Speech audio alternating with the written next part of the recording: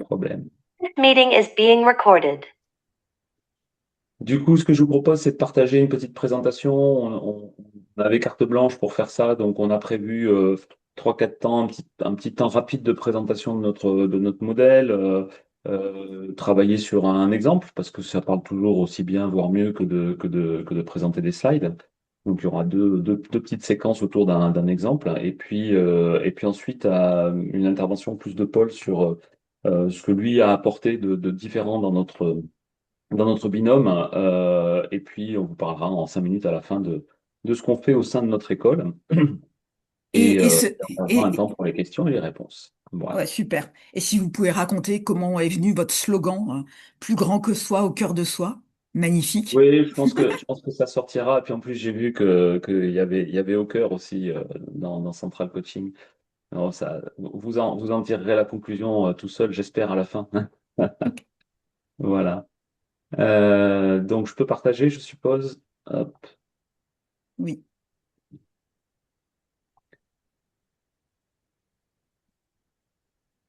Voilà, donc du coup, Paul et moi, c'est deux personnalités extrêmement différentes. Mhm. La seule chose qui nous réunit, c'est on fait toujours tout à la dernière minute. Lui, un peu plus que moi, comme vous le constatez. Mais sinon, à part ça, je pense qu'il y a pas deux choses dans la vie qu'on aime de la même façon. Ça se joue autant aux choses importantes qu'aux choses qui sont moins importantes, mais il y a des valeurs qui nous réunissent et qui font que depuis presque 20 ans maintenant, on bosse ensemble, on est associés. Surtout pour le meilleur, parfois pour le pire, hein, on le sait dans ce genre de voyage, mais c'est quand même surtout pour le meilleur parce que j'ai la chance d'avoir un partenaire qui a une philosophie de vie assez extraordinaire et qui, moi, m'a fait beaucoup de bien venant d'un milieu très rationnel, scientifique, puisque moi je suis ingénieur un peu par hasard, mais plutôt matheux en fait, hein. Comme peut-être d'autres parmi vous, moi dès que je suis arrivé à Centrale, j'ai compris que j'étais pas fait pour être ingénieur. Avant, on faisait des équations, donc tout allait bien. Mais j'aime les maths, et j'aime toujours les maths d'ailleurs. Voilà, je suis pragmatique, mais je pense depuis tout petit attiré par ce qui vibre, ce qui s'explique d'ailleurs pas toujours, c'est-à-dire cette sensation qu'il y a des choses qu'on arrive à ressentir, à lire, mais qui sont pas matérielles. Peut-être qu'un jour on arrivera à prouver ça avec des équations, là aussi. Mais peut-être que ça sera moins drôle du coup. En tout cas, voilà, moi c'est comme ça que je suis rentré. D'abord, j'ai été une vingtaine d'années manager, et puis depuis 20 ans, qui vous donne à peu près mon âge, et ben je fais le coach, comme dirait Paul. Paul, c'est quelqu'un qui est presque autodidacte, il aime bien dire ça, mais en fait, il a quand même fait des belles études, sauf qu'il n'a pas été au bout, parce qu'il a rencontré le chemin de la spiritualité et il s'est engagé très jeune dans ces réflexions-là. Et en même temps, c'est quelqu'un qui est très attiré par la modélisation, donc c'est peut-être aussi un des points qui ont fait que nous sommes bien rencontrés et que nous avons développé ces richesses et progressivement autour du coaching de l'énergie qui est arrivé un peu par hasard, puisqu'en fait, en 2013-2014, on avait écrit un bouquin tous les deux, qu'on avait trouvé un éditeur qui nous avait dit, Banco, moi je vous ai dit, mais il faut me raconter une histoire, parce que votre truc, c'est un peu chiant. C'est de là que Paul m'a proposé qu'on aille s'appuyer sur ce modèle de terre, d'eau et d'air et de feu.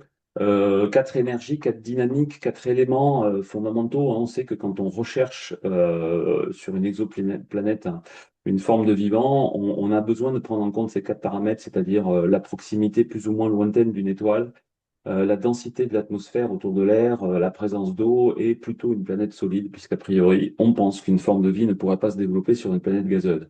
Mais ça, c'est nos petites têtes à nous, hein, de terriens qui disent ça, hein. Donc, parce qu'on a tendance à vouloir modéliser tout à partir de ce qu'on connaît et de ce qu'on vit. Euh, alors, il me dit qu'il est sur Teams. Donc, Et pas Teams.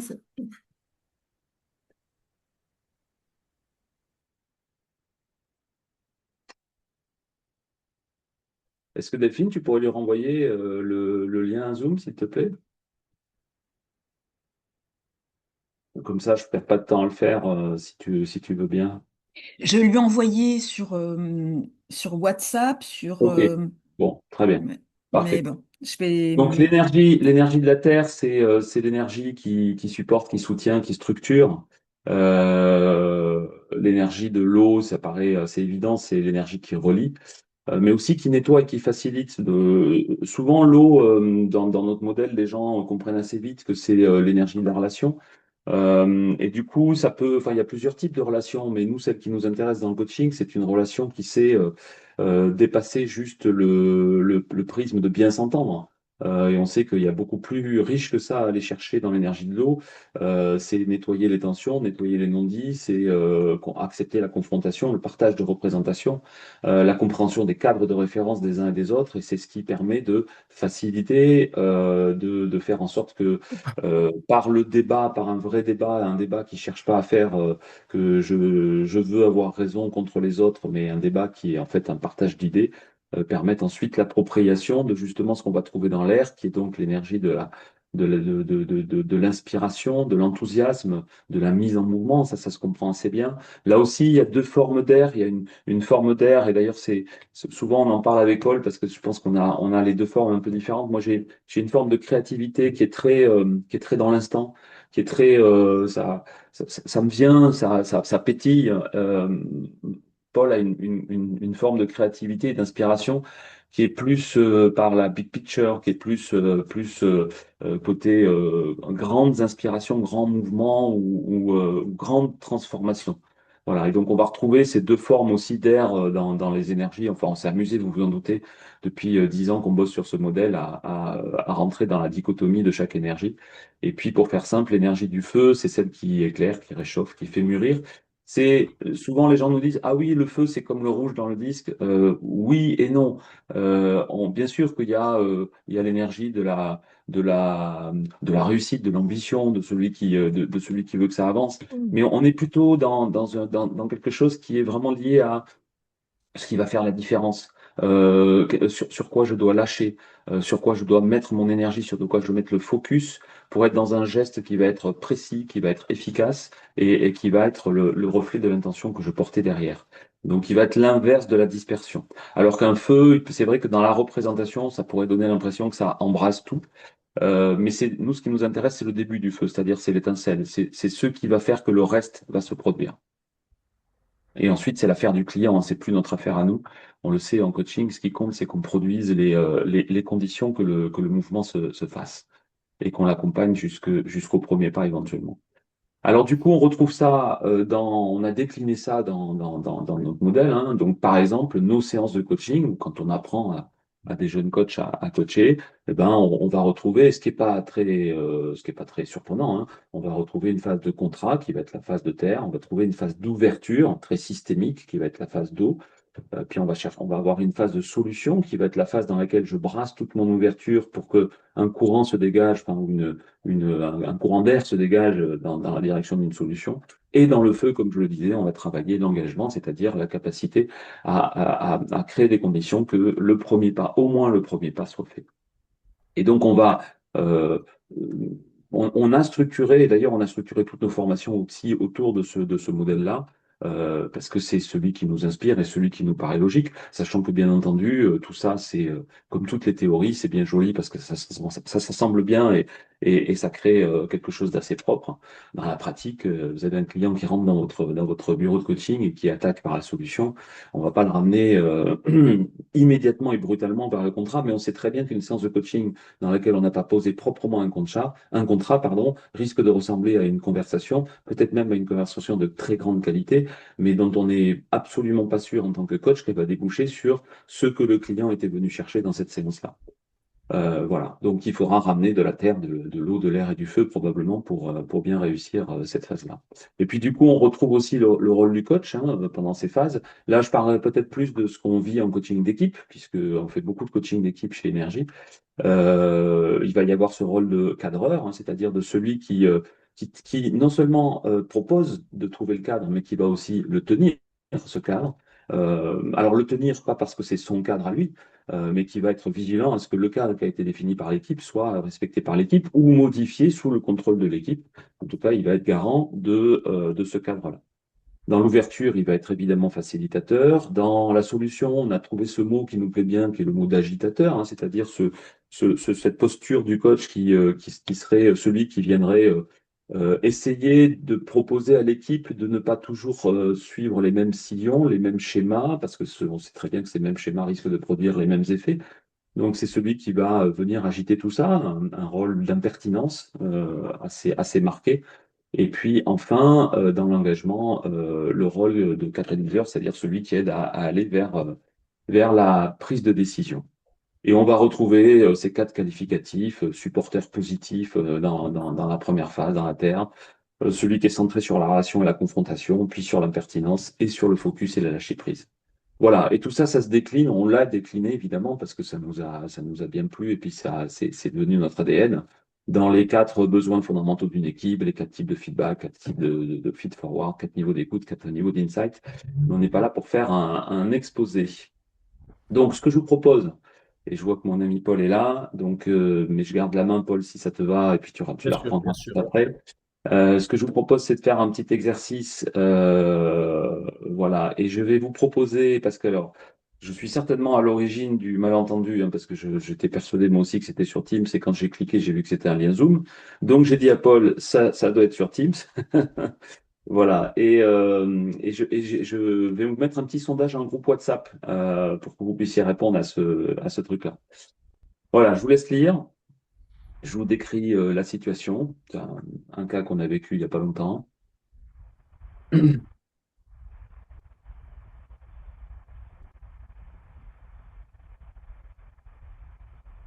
Je laisserai tout afficher, hein. Je vous mets les faits observables.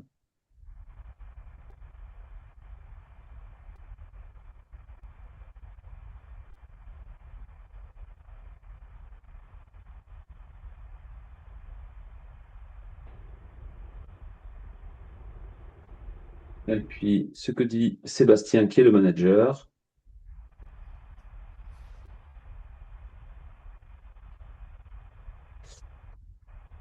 Et enfin, quelques verbatim issus de l'équipe. Et vous vous doutez bien des questions qu'on va vous poser, très simples à ce stade-là, à savoir, qu'est-ce que vous ressentez comme étant l'énergie la plus présente dans cette équipe? Et qu'est-ce que vous ressentez comme étant l'énergie ou la signature du manager de cette équipe? Je mets les questions dans le WhatsApp du groupe Central Coaching.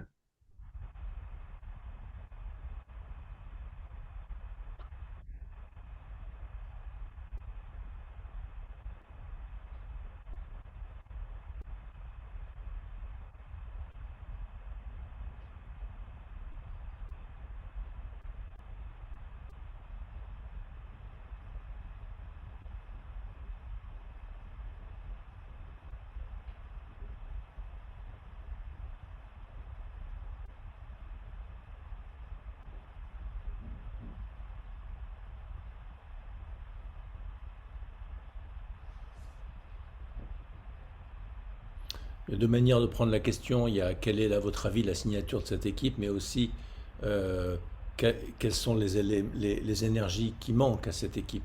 C'est une autre façon de poser la même question, qui est peut-être plus facile à répondre d'ailleurs. Sauf que le sondage n'est pas parti comme ça, Paul. Oui, oui, oui. Ah, pardon.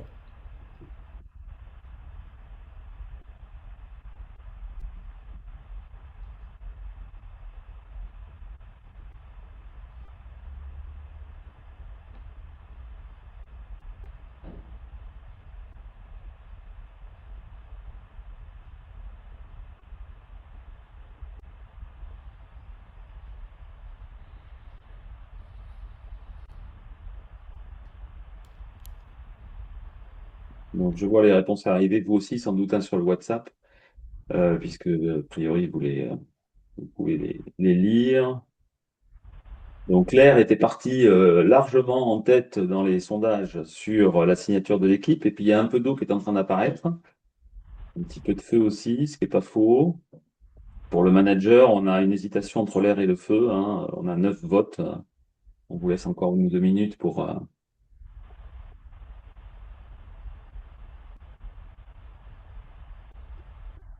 les derniers vont trancher entre ce que vous ressentez. Alors évidemment, hein, comme l'a dit Paul, parfois c'est plus facile de définir en creux ce qui manque que ce qui est présent, parce que forcément, ce qui est présent, on s'attache aux mots qui sont décrits, et donc on peut les associer à différentes choses.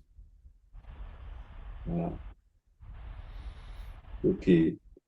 Donc en l'occurrence, effectivement, cette équipe et vous l'avez observé, a pas mal de caractéristiques d'air, c'est-à-dire on a des mots hein, qui décrivent ça dans les verbatims, émulation, les idées fusent, je ne m'ennuie jamais, on est dans le mouvement. Chaque semaine, il y a un truc nouveau, passionnant. Il y a une équipe qui serait pas dans l'air, elle décrirait la même chose, mais elle dirait c'est le bordel chez nous. Il y a chaque semaine, il y a un truc différent qui démarre. Là, il parle de passion. Euh, voilà. Et puis Sébastien, euh, non, alors on en parlera après de Sébastien.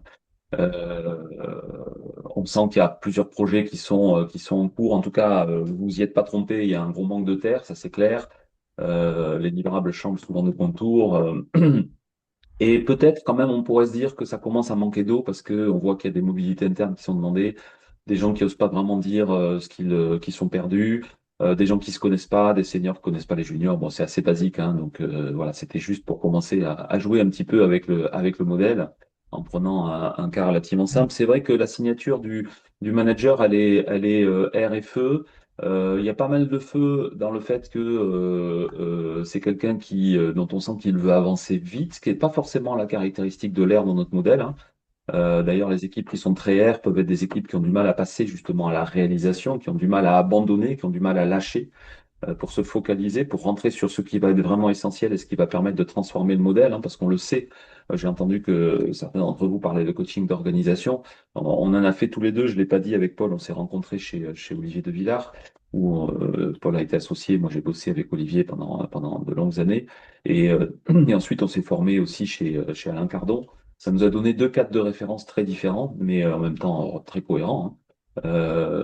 Et c'est et on a travaillé sur des coachings d'organisation avec Olivier. On sait qu'il y a des moments de cristallisation qui sont aussi des vrais moments de levier, c'est-à-dire que c'est dans ces moments de cristallisation qu'on va peut-être trouver le déclenchement qui va permettre de vraiment transformer et d'aller sur un changement de niveau 2. Voilà. Mais il y a aussi de l'air probablement chez ce manager, sinon il serait pas le manager de cette équipe où il serait fait sortir ou il serait en grosse difficulté, ce qui n'est pas le cas a priori. Et donc effectivement, on a pas mal de feu, pas mal d'air. C'est quelqu'un qui est prêt à ce que, qui est prêt à assumer. On sent qu'il y a une notion de responsabilité assez forte. Il veut pousser son équipe à prendre des décisions et à faire des erreurs. C'est pas grave. L'essentiel, c'est surtout qu'on ne stagne pas et qu'on ne perde pas de temps. Donc il y a quand même pas mal de feu dans cette signature-là. Voilà. Paul, tu voulais peut-être, je profite de cette petite parenthèse pour essayer je nous ai présenté, hein, comme prévu. Non, non, mais écoute, je prends le fil. Merci de. Je vous salue tous et je vous prie de m'excuser pour ce petit retard. J'avais reçu une invitation par mail qui renvoyait au Teams et j'ai pas vu que ce qui était dans l'agenda était sur Zoom. Donc voilà, mais on va continuer comme si de rien n'était. Voilà, et du coup, ce qu'on va vous proposer, c'est une dizaine de minutes, petite réflexion vraiment très macro hein, sur, en se servant un petit peu du modèle Terre RPE, c'est juste pour jouer 10 minutes avec. Puis après, je repasserai la parole à Paul qui vous montrera comment on travaille aussi sur d'autres niveaux. Là, on est dans le niveau à quoi peut servir ce modèle. Le modèle, nous sert beaucoup de grille de lecture, c'est des points de repère. Par exemple, quand on fait une proposition à un client, moi, chaque fois que je suis pas complètement content de la proposition que je suis en train de faire à un client, je me reprends ma grille terre ou feu et je coche. Et souvent, la case que je ne coche pas, bah, comme par hasard, c'est celle qui m'aide à débloquer le mail que je fais à mon client. C'est-à-dire qu'il manquait peut-être un peu de ça. Puis ça nous permet de faire aussi, et c'est ce qu'on a, nos clients apprécient bien, de permettre à partir d'un modèle qui est très facile à comprendre et très facile à mémoriser, même si derrière, évidemment, il y a quand même pas mal de boulot et de profondeur, hein, on en parlera à la fin, mais déjà de donner des points de repère et de dessiner en fait. Moi, souvent dans le bureau d'un client, je prends une page de paperboard ou le tableau blanc, puis je lui dessine, je lui dis j'ai l'impression que votre équipe elle est comme ci, comme ça, et ça éclaire. Ça permet en fait de poser un début de diagnostic qui assez rapidement permet de clarifier en fait le bazar qui est dans la tête de notre client, que ce soit en individuel ou en collectif. Et donc, ça le rassure de pouvoir commencer à poser quelque chose qui lui permet ensuite d'élaborer. Donc là, ce qu'on va vous proposer, c'est tout simplement quelle serait la stratégie d'intervention que vous proposeriez à une équipe comme ça. Alors, 10 minutes, hein, donc quelques mots, et on reviendra en plénière et chacun partagera une idée clé, hein. On va pas faire une correction, ça n'a aucun sens. D'ailleurs, il n'y a pas de correction de ce genre de truc. Il n'y a que des sensibilités différentes qui vont s'exprimer. Mais l'idée, c'est ça. Est-ce que j'aurai la main, Pauline, Delphine, pour, euh, pour créer des groupes ou alors sinon, est-ce que tu peux le faire Oui, pour moi? t'es co-animateur, donc c'est bon. D'accord. Ok. Alors, il faut juste que du coup, je... Ou je peux le faire, sinon, je sais plus. Non, non, mais c'est bon. Bah, je vais les... Alors, je vais faire... hop, je vais pas inclure les côtes. On est... allez, je fais 4 salles. Voilà. Comme ça fait 3 4 participants par salle. Et puis j'ai vu qu'il n'y avait pas d'IA qui se baladait, donc c'est bien, il n'y a pas de note taker, donc on va avoir des vrais gens dans les salles, c'est cool. Donc je vous envoie, je peux simplement pas curieusement régler la durée. Si, je peux. Hop, allez, c'est parti. Ça y est, ça revient, ça revient. Bon, c'était court évidemment. On a tous été coupés en plein vol probablement, mais le format lui-même était court. Salut Pauline, coucou. Franck, Plaisir de te voir. hello tout le monde. Euh, euh, Voilà. Est-ce qu'on avait dit qu'on donnerait voilà, une idée clé par groupe, soit un truc qui vous a une idée qui vous est venue, ou un truc qui vous a interpellé, ou un truc que vous n'avez pas du tout compris. Jean-Michel était en train de nous parler d'un grand philosophe de la fin du XXe siècle. Peut-être on peut démarrer par ça. Allez, Jean-Michel, vas-y. C'était sur une suggestion ou une impulsion de Paul, hein, à savoir de Michel Colucci, alias Coluche, puisque Paul nous avait parlé du fait que le coach peut incarner la posture cible qui manque à l'équipe. Et donc, en l'occurrence, bon, tu es assez d'accord sur le fait qu'il manquait de la terre en premier et le deuxième, c'est l'eau, c'est ça, de la terre et de l'eau, et que pour impulser de la terre et de l'eau dans le comportement du manager et de l'équipe, bah, il fallait incarner la terre et l'eau sur l'idée que pour incarner la terre, enfin pour pouvoir impulser de la terre et de l'eau, il faut en avoir un échantillon sur soi pour ceux qui ont la... Voilà le lien. Ok. Bon, Paul est habile parce que ça permettra de faire le lien avec la deuxième partie de l'exposé, où on parlera d'alignement. Merci, Jean-Michel. Groupe. Je, je peux dire, j'étais dans un groupe avec Claude, Carole, Florie. Et ce qu'on s'est dit, c'est qu'il y avait à aider ce manager à conscientiser ses énergies fortes, air-feu, et puis celles qu'il n'investit pas, et pareil, celles que l'équipe n'investit pas.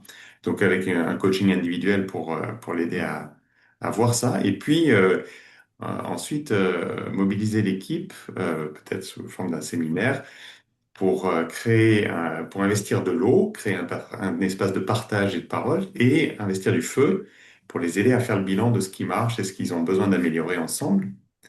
Et ensuite, d'apporter de la terre en les aidant à trouver dans l'équipe quelles sont les personnes qui ont des leaderships complémentaires, qui peuvent investir, amener de la terre et de l'eau dans leur fonctionnement, qui n'ont peut-être pas aujourd'hui leur place, mais ils peuvent peut-être l'exprimer et éventuellement, si nécessaire, accompagner ces personnes-là à développer ces énergies.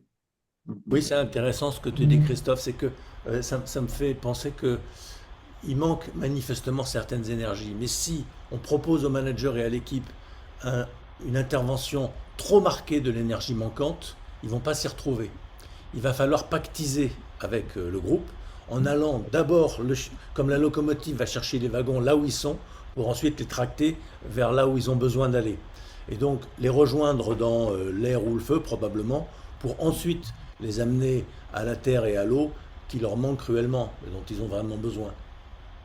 Dans un second temps, en quelque sorte, c'est un glissement.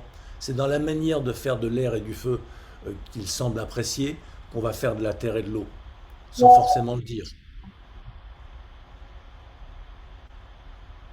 Merci, Christophe.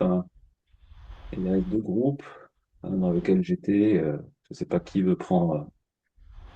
la parole 30 secondes. Et puis un dans lequel ni Paul ni moi n'étions. Donc, Moi, j'étais dans le groupe avec Franck, il y avait François, il y avait l'autre Paul et puis Roger également.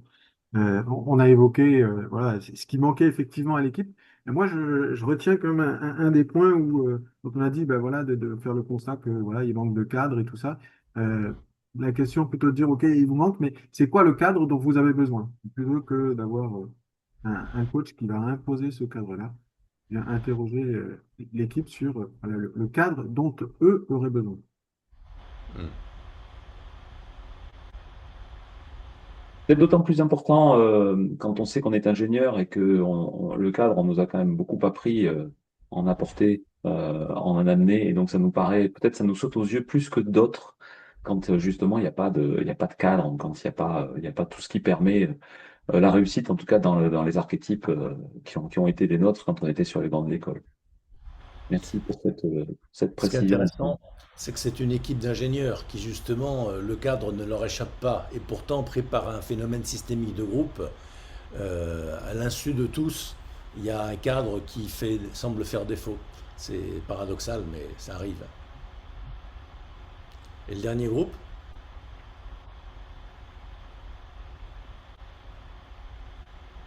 Il n'y a peut-être pas de quatrième groupe. Si. Non. Si, il y a un quatrième groupe. Oui. Non, moi, ou Anne, si tu veux y aller, ou je sais pas si Non, j'y non, vais. vas-y, Patrick, je compléterai. Nous, j'étais avec Michel et Anne. On est plutôt parti sur le collectif pour embarquer finalement le manager à peut-être se remettre un petit peu en question. Et donc l'idée, c'était de travailler sur la cohésion de l'équipe, donc plutôt sur le côté haut, et de faire émerger peut-être d'un atelier collectif, de faire travailler l'équipe sur la façon dont certains dans l'équipe sont en difficulté parce qu'ils sont en silo, parce qu'il n'y a pas de bonne communication et parce que la direction change assez souvent. Euh, Mm, je te laisse compléter, Anne, si tu Oui, voyais autre chose. en fait, l'idée, c'était vraiment de commencer par ce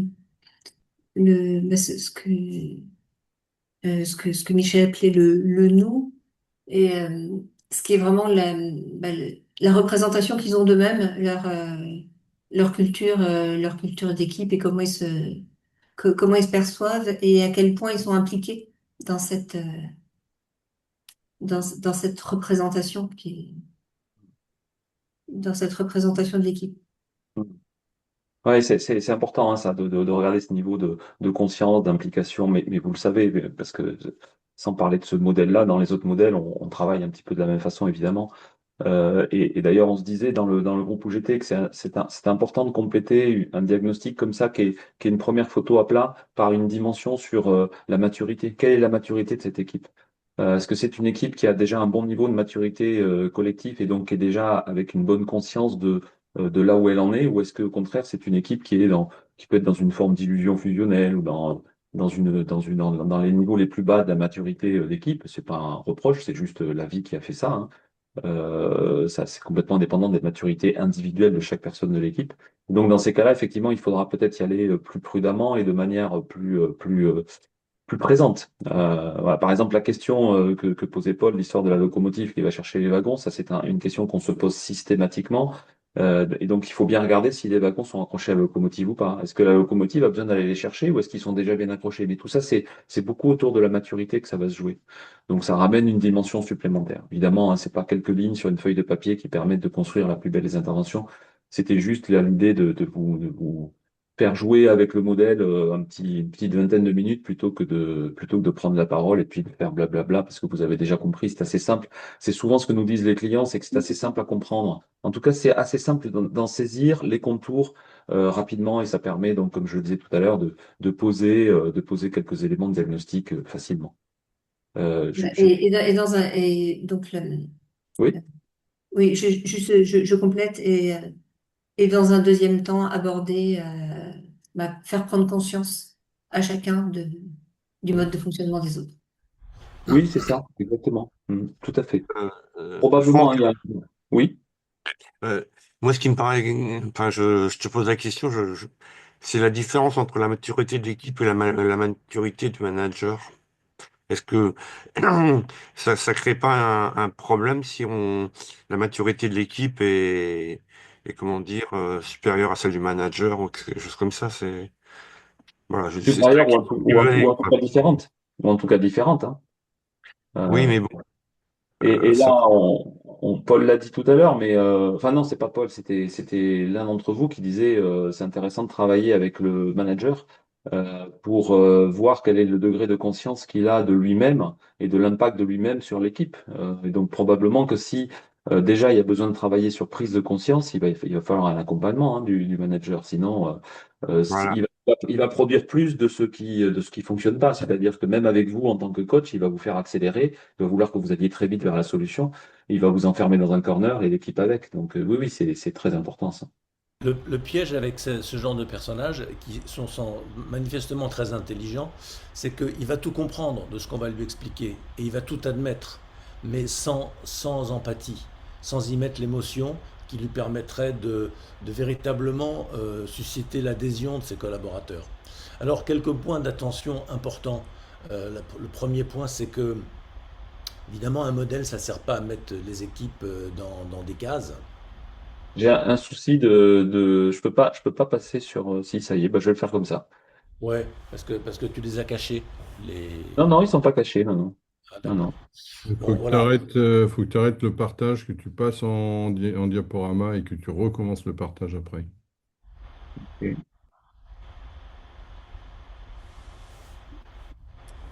C'est quand même des choses. Hop, je C'est J'avais une reviens. question, Paul et Franck, sur le chat de Michel. Que devient le modèle si on intègre les cultures et la technologie, l'IA et le travail à distance? Bah, l'humain reste l'humain de toute façon. Euh, Qu'est-ce que tu veux dire par les cultures? Bah, il y a les cultures pays, les cultures Ah, métiers, les cultures ah, d'entreprise. Elles s'entremêlent, ont des ah oui, influences réciproques. complètement, oui. Donc, et comme maintenant on travaille de plus en plus à l'international, enfin, je sais pas pour moi, j'espère pour vous, forcément il faut se demander ce que ça devient avec les cultures. Moi, le seul retour d'expérience que j'ai, c'est qu'effectivement, on l'utilise pas mal dans des groupes, hein, groupes internationaux, et que j'ai l'impression que cette notion-là, alors, bah, avec des réserves, hein, quand même, hein, mais elle est un peu universelle. C'est-à-dire que quand on parle de la terre, de l'eau, de l'air et du feu, euh, j'ai l'impression que globalement, on met à peu près les mêmes choses derrière. Je dis bien globalement, hein, parce que ça peut pas être vrai, hein, évidemment, en fonction comme tu l'as dit, des cultures très marquées d'un pays ou d'un autre. Mais ça nous a pas. Mais c'est une très bonne question. Parce que c'est très con, mais moi je me l'étais pas posé. J'y vais franco quand je suis avec des équipes internationales. Je leur parle de terre d'eau et d'air de feu, et j'ai l'impression que c'est comme un archétype et ça produit un vocabulaire commun relativement facilement. Ouais, Voilà. je vois deux choses par rapport à ça. Quand on parle l'anglais à des Anglais, euh, il y a beaucoup de nuances. Quand on parle français à des Français, il y a beaucoup de nuances dans le langage. Quand on parle l'anglais international à des gens qui sont toutes les nationalités, on utilise très peu de mots et le langage se réduit à une simple expression, un peu le tronc commun entre les différents pays qui annonnent un anglais approximatif. Ah non, ce qu'on va appeler le business English, qui est très pauvre. Ben, de la même manière, les cultures s'amenuisent et se réduisent au profit d'une culture commune business, alors dans lequel ce modèle ou d'autres modèles passent assez bien. Cependant que la question est vraiment importante de se dire, il ne faut pas oublier que ce sont des Espagnols, il ne faut pas oublier que ce sont des Chinois, et donc chez eux, euh, mes clés de lecture doivent être largement, comment dire, influencées et doivent largement intégrer que leur manière à eux d'être feu n'est pas la manière d'un autre pays d'être feu ou d'être eau ou d'être air. Donc je pense que c'est vraiment un bon point de vigilance pour le coach. Après, quand les équipes sont internationales, la question se pose moins parce que la culture est... Alors, ce serait pour l'analyse des individus. Mais finalement, dans le coaching, on n'analyse pas tellement. On pose des hypothèses euh, en position basse, on soumet au groupe un point de vue et euh, finalement, on n'est pas là pour les diagnostiquer. On n'est même pas là pour leur faire des recommandations d'experts. On est là pour les amener à une prise de conscience commune, celles qu'ils voudront bien avoir, celles qu'ils pourront avoir, et à partir de ce tronc commun, les amener vers là où ils peuvent et veulent aller, avec leurs modalités à eux, qui seront les modalités, comment dire, internationales qu'ils auront concoctées entre eux à leur manière dans la culture de leur entreprise. Ce sera différent d'une boîte à l'autre, c'est certain. C'est un des points d'attention de ne pas mettre les équipes dans des cases, de ne pas servir, comment dire, ne pas plaquer le modèle. C'est vrai pour celui-ci, c'est vrai pour n'importe lequel. Tu peux passer le slide suivant, s'il te plaît. Deuxième chose, c'est que ça ne doit pas rester une abstraction, ça doit être quelque chose. Donc on avance par hypothèse, on avance prudemment évidemment et sous le contrôle du groupe. C'est pas une idée qu'on doit se faire nous sur l'équipe, c'est une idée que l'équipe doit se faire sur elle-même surtout. Le modèle comme le reste des coacheries sont des miroirs que l'on tend à l'équipe. Ce qui compte, c'est ce qu'elle voit, c'est pas ce que nous on voit. Et puis ce qui compte, c'est ce qu'elle voit et ce qu'elle va en faire. Et ce qu'elle va en faire, normalement, c'est des prises de conscience qui débouchent sur des actions. Donc il ne s'agirait pas qu'on nous dise oui, avec votre modèle, vous êtes un peu rigide, ou vous êtes un petit peu en position haute, ou bien vous êtes un petit peu perché, abstrait. En aucun cas, ça ne doit servir ces trois écueils dont on est bien conscient, évidemment. Si on peut... Vous voulez qu'on avance? Ouais, pour qu'on puisse garder encore un petit peu de temps pour Oui. quelques questions à la fin, mais ça va être évidemment, on a été comme souvent trop ambitieux, donc je Tu peux proposerai de. présenter cette transition, Franck? Alors, non, je vais pas, on va surtout pas la présenter parce qu'elle prendrait 2 minutes de plus. C'était juste pour parler d'alignement, hein, comme a commencé à le faire Paul, et comme on parlait de vibration. En fait, c'est une petite expérience d'ingénieur, hein, qui montre que quand on travaille sur des fréquences identiques, on a beaucoup plus d'effets que quand on est sur des fréquences différentes. Et pour tout ça, il y a des histoires de longueur d'onde, etc. Je vous passe le détail, vous vous en rappelez certainement tous un petit peu. Et l'idée de ça, c'était aussi d'aller sur cette notion que, et peut-être ça rejoint aussi un petit peu ce que disait Michel, hein, on le sait et ça va aller très vite, ce qui va de plus en plus, voire définitivement faire la différence entre l'intelligence artificielle et nous, ça va être la posture, ça va être ce qui se joue dans la relation, ça va être donc du coup notre capacité à incarner quelque chose que l'IA n'incarnera pas, en tout cas pas encore. Et donc là, on vous a présenté le modèle, le diagnostic, mais vous expliquez terre ou air feu à l'IA, il vous fait un diagnostic très très vite, hein. Donc c'est pas là-dessus que la valeur va se créer, elle va se créer sur les niveaux plus subtils de ce modèle-là. Et donc Paul proposait de vous faire vivre une petite expérience à ce sujet. Oui, parce que donc l'ingénierie enfin, le diagnostic et l'ingénierie du dispositif miroir qu'on propose, euh, à la limite, c'est pas ce qu'il y a de plus compliqué dans le coaching. Il faut être bien cortiqué pour le faire proprement et de façon pertinente, mais surtout, il faut avoir un bon sens relationnel, vous le savez, dans le coaching, pour que le client s'approprie quelque chose et savoir à la fois doser l'exigence pour qu'il n'invente pas ce qu'il sait déjà. Autrement dit, il n'invente rien du tout, il tourne en rond et il fait plus de la même chose qui fonctionne déjà pas, ou qui ne crée pas de valeur nouvelle pour lui. Et en même temps, ne pas être plus royaliste que le roi, ne pas avoir plus d'exigences trop par rapport à celle du client, parce qu'après tout, c'est son coaching, c'est son équipe, ils en font bien ce qu'ils veulent. Donc il y a un dosage à trouver. Et pour nous, le véritable coaching, bien sûr, ça commence dès les entretiens de prémobilisation, on commence déjà à bouger les gens, ça commence dès qu'on propose une architecture et que les gens y adhèrent ou qu'ils la challengent, mais ça continue dans le déroulé de l'intervention, de l'accompagnement, dans lequel tout se joue sur une question de posture finalement. Tout se joue sur une qualité de présence, et je vais dire la palissade, sur une qualité d'écoute. Et l'écoute, c'est pas tant pour poser le diagnostic que pour montrer aux gens qu'on est à l'écoute. Et quand je dis montrer, c'est pas faire semblant d'être à l'écoute pour bien leur montrer qu'on est à l'écoute. C'est offrir un espace d'écoute qui va être salutaire. Comme disait Lacan, paraît-il, c'est la relation au thérapeute qui fait la thérapie plus que la méthode thérapeutique. De la même manière, c'est la qualité du silence, c'est la qualité de la présence qui va offrir l'opportunité au client de se voir et de se mobiliser. Alors, je vous invite à une petite expérience, puisqu'on parle de qualité de présence.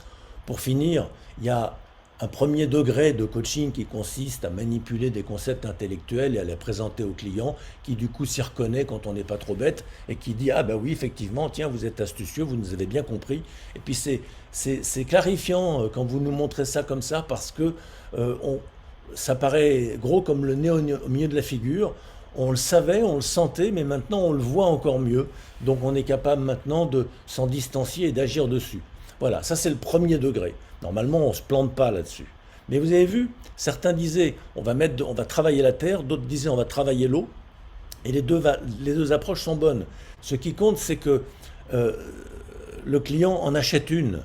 Et le client va co-créer avec le coach la trajectoire qu'il va inventer. Et donc, je vous invite à une expérience de qualité de présence. On va utiliser le modèle pour ça aussi.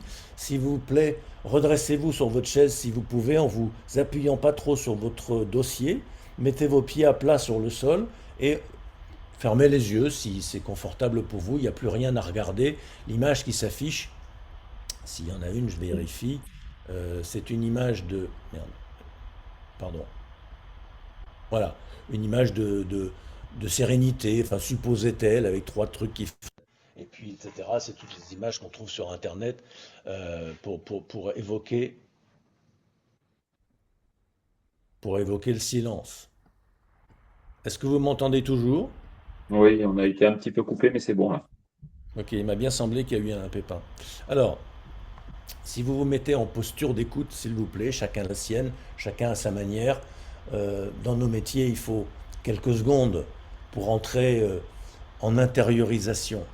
Alors, c'est curieux de parler d'intériorisation quand on parle d'écouter autrui, mais parce que le présupposé qui me fait dire les choses ainsi, c'est que je n'écoute l'extérieur que depuis l'intérieur. C'est la résonance de l'extérieur à l'intérieur qui me permet d'écouter. Alors, mettez-vous dans cette posture, s'il vous plaît. Je vais vous parler quelques minutes, tandis qu'entre guillemets, vous méditez. Exactement comme si vous étiez face à un client individuel et qui s'exprime qui élabore sur un problème important qui lui tient à cœur et que vous écoutez très attentivement. Qu'est-ce qu'il y a à écouter finalement? On sait très bien qu'il y a le contenu de son discours, mais ça, c'est pas très compliqué. On est des professionnels, on comprend ce que les gens disent, et il suffit d'entendre pour comprendre, il n'y a pas besoin d'écouter pour comprendre. Par contre, il y a d'autres niveaux plus subtils, il y a le niveau des émotions, il y a le niveau du cadre des références du client, et puis il y a le niveau des résonances systémiques. Et ça, quand est-ce qu'on entend ce niveau de résonance? Quand on est à l'écoute du silence. Je vous invite en ce moment même à vous mettre à l'écoute du silence. Le silence qui est gêné par les bruits de l'immeuble autour de vous, les bruits de la ville. Quand je dis gêné, je retire le mot. Il est partiellement recouvert, il est animé, il est ponctué. Parce que les mots que vous m'entendez prononcer actuellement, ils émergent du silence. Et au moment où le son de ma voix cesse, il retourne au silence. Et donc, pour écouter profondément la musique ou ce que dit le client, une bonne pratique, ce serait justement d'écouter le silence entre les mots, entre les sons. C'est un peu délicat de faire ça maintenant parce qu'on est dans une démarche intellectuelle, d'un webinaire sympathique avec les copains, etc. Mais essayez de le faire s'il vous plaît, de rentrer dans cette qualité de votre présence. Et quand je dis votre présence, c'est plutôt votre qualité de la présence. Parce que quand on écoute vraiment, il n'y a pas de sujet de l'écoute et il n'y a pas d'objet de l'écoute. l'écoute, l'action d'écoute prend tout l'espace, au point que dans l'expérience de l'écoutant, il n'y a personne pour écouter, il n'y a personne à écouter, sauf si je rajoute artificiellement une représentation mentale de moi en train d'écouter mon client qui me raconte un truc, et je peux même décrire de quoi il s'agit. Mais ça, c'est comme si je faisais un commentaire off. Si je m'abstiens de faire ça, je demeure là, juste avant cette représentation de soi et de l'autre, qui ne manque pas d'émerger par habitude, par excès de mentalisation des choses. Néanmoins, juste avant et juste en dessous, il y a toujours présent cette écoute gratuite, infinie, sans objet. Cet état d'écoute, c'est justement l'état de présence qui est thérapeutique, si je puis dire, dans le coaching individuel et d'équipe. C'est ça qui permet, en tout cas c'est notre vision, c'est notre modèle, c'est ce qu'on est venu partager avec vous, au-delà de la symbolique qui permet de poser un pré-diagnostic, c'est la qualité de la présence qui va permettre la qualité de la relation et qui va permettre la qualité de l'effet coaching, qui dès lors va survenir en grande partie de lui-même, sans effort particulier de notre part. Un peu comme quand vous écoutez un client, si vous cherchez la question à lui poser, vous ne l'écoutez pas. Si par contre vous l'écoutez bien, la question vient. Alors les jeunes coachs ont du mal à oser ça, c'est un pari, il faut faire confiance. Il faut faire confiance à l'esprit du coaching, à la magie de la relation. Si j'écoute vraiment et que je n'ai pas d'ego à défendre, je n'ai pas de valeur à justifier en tant que coach, je fais confiance à la pratique et la qualité de la présence, la qualité de la profondeur va laisser émerger quelque chose. Alors ce quelque chose, c'est quelque part plus grand que moi. Et ce plus grand que moi, eh ben je me laisse toucher par lui. Et où est-ce qu'il me touche? Au cœur de soi.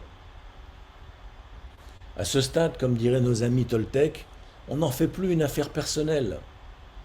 On est peut-être dans un plan un peu impersonnel ou transpersonnel, si on veut jouer avec les mots. Dans cette condition,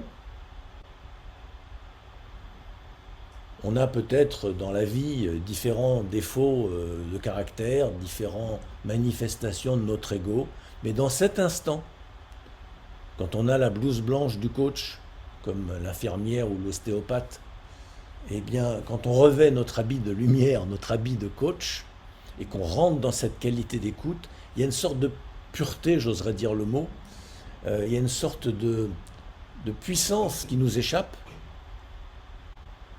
et qui va provoquer le coaching. Et quelque chose qui vient de l'essentiel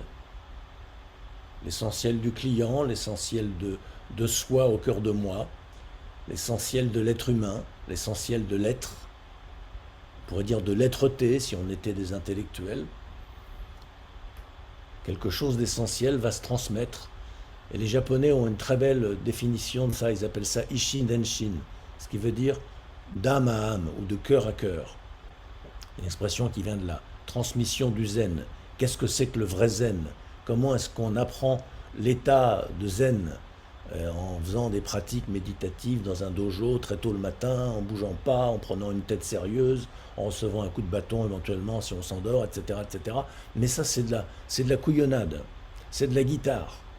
Les maîtres zen vous disent, le vrai zen, il survient de lui-même quand vous faites ce genre de pratique, ou d'autres, mais celles-ci ne sont pas plus mauvaises qu'une autre, et que dans une relation de cœur à cœur avec quelqu'un d'éveillé, quelqu'un qui a touché cette essentialité pour lui-même suffisamment, eh bien quelque chose se transmet de l'essentialité qui contamine, qui est contagieuse. Voilà, alors dans notre vision du coaching, on se propose de, bien humblement ou bien un peu modestement, de contaminer positivement notre client à partir d'un diagnostic qu'on a partagé avec à partir d'une manière d'incarner l'énergie cible, nous en tant que coach, de laisser rayonner cette énergie à partir du silence, à partir du silence de la présence, lequel peut être habillé et ponctué par des mots. Il ne s'agit pas de rester en silence comme le Tibétain qui médite dans sa grotte. C'est pas comme ça qu'on fait du coaching de ce côté-ci de la planète. Il faut causer, il faut bouger, il faut s'agiter, sinon le client ne comprend pas. Mais c'est pas dans ces agitations et dans les mots qu'on emploie que se joue véritablement la profondeur de l'effet coaching. Il se joue dans la profondeur de l'accueil. C'est finalement la qualité de présence que le client touche pour lui-même grâce à la qualité de présence qu'on réunit en séance, en soi-même, pour nous-mêmes, d'une manière gratuite. Alors certes, on le fait par déformation presque professionnelle, on le fait parce qu'on nous paye pour ça, mais on le fait sans intention en fait, sans objectif en tout cas. On le fait gratuitement, on le fait comme un cultivateur cultive son champ, comme un chirurgien fait des opérations, ben nous on fait du coaching. Après, est-ce que ça m'intéresse que le client ait ceci ou cela? Oui, parce que sinon je ferais autre chose. Mais en fait, dans ma pratique, je ne m'intéresse pas aux objectifs du client. Dans ma pratique, je m'intéresse vraiment à l'instant présent, à ce qui est. Et c'est comme ça que l'objectif du client a des chances d'être atteint, que le résultat escompté est obtenu. Paul, je Voilà, crois qu'on en a déjà quelques-uns qui nous ont quittés. Il est déjà 10h04. Donc, la folie. on libère volontiers tous ceux qui sont pris par des engagements. Pour ceux qui Tout auraient à fait. encore 3 minutes, on présente nos 3 dernières planches que je mettrai dans le chat. On n'est pas très bon, hein. Delphine nous avait dit, vous êtes là pour présenter votre école aussi. On l'a évidemment pas fait. Parce que j'y crois pas trop. Je pense Faudra. qu'en fait, les rencontres, elles se font pas au travers de slides qui présentent une école ou autre chose. Ceux qui auront envie d'en savoir plus sur nous trouveront bien le moyen d'en savoir plus. Donc d'ailleurs, je propose même de ne pas le faire du tout. J'avais réfléchi à 3 manières de vous proposer, pour ceux que ça intéresserait, de rentrer en contact au travers de notre club de coach, en vous proposant une ou deux inscriptions gratuites à chacune de nos journées pour Central Coaching. De vous proposer aussi d'accéder à un tarif préférentiel à ceux qui seraient intéressés sur 4 journées qu'on a développées pour justement affûter sa posture de coach en lien avec les 4 énergies. Donc voilà, on vous en a fait vivre un tout petit échantillon, mais ça dure 4 jours et on essaye d'aller profond. Et puis, dernière chose, on lance un diagnostic d'équipe. Euh, alors, zut, je cherche le mot digital, voilà. Donc en fait, on a modélisé une soixantaine de questions qui permettent de poser un diagnostic. On l'a validé toute l'année 2025 avec des équipes. On le lance cette année et on commence les premières présentations, formations le 3 avril. Et donc je m'étais dit que je pouvais inviter 2 ou 3 d'entre vous à nous rejoindre. La première sera uniquement en présentiel dans nos locaux à Paris. Voilà, je mettrai les slides dans le WhatsApp si ça va, Delphine, que je fasse ça. Et puis comme ça, C'est parfait. si Super. certains ont encore le temps de 2, 3 questions, on est là pour les prendre. Et sinon, on vous souhaite à tous une belle journée. Ouais, super. Merci. Merci beaucoup. C'était des belles dimensions que vous nous avez partagées là. Est-ce qu'il y a une dernière question avant qu'on clôture? Ah, il y a des cœurs. Oh, bah cool. On les cœurs. Voilà, On plein de accueille, cœurs. on accueille tout ça. C'est gentil. Le Ouais, cœur, merci. le cinquième élément, donc. Le cinquième élément. Super. Bon, ben merci. Bonne Merci journée. beaucoup. Ouais, merci. Vraiment, un grand merci pour votre temps et votre transmission. C'était un Super. plaisir. Merci. Avec plaisir. Au revoir. Merci Paul et Bonne journée. Franck. À bientôt à Merci. tous. Et au revoir. Au revoir. Bonne journée.